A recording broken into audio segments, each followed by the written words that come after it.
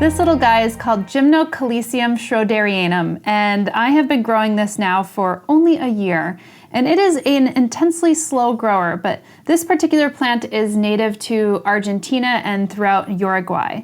And I have been getting a little bit more into these guys and kind of little cool cacti. And I've been growing this in my southwest facing window, so this is getting pretty intense light. And I water it about once a week in the spring, summer, and fall. But then in the winter, I actually withhold the water completely. So usually between the months of November and March, I'm actually not watering this particular plant.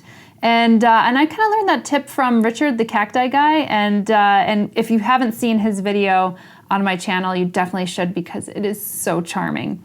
And I think I got a little bit of a cacti kick after meeting him and speaking with him a little bit more. So I started to seek out a little bit more of these kind of cool cacti. Now these guys don't need any type of humidity whatsoever. So if you have low humidity in your house, well, you might want to try upping that humidity because it'll probably be better for you, but you don't need to have any humidity to grow these guys in particular. I've actually never propagated this, so I'm not quite sure how people propagate it. I think it's probably best grown by seed because I've never seen any type of offsets growing off of these guys, so I would say that seed plants are probably the way to go.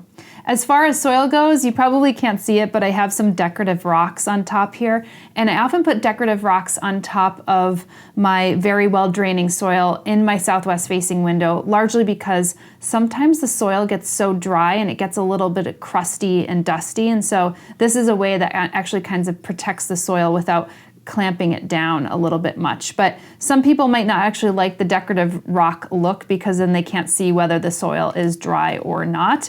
But I have this pretty much, like I said, on a weekly basis that I'm watering it in the spring, summer, and fall months. As far as pest pressures go, I haven't had any problems with this plant whatsoever, even though I haven't been growing it for a long time, but that is a good sign because out of all my Gymnocalyciums, I haven't had any pest pressures whatsoever.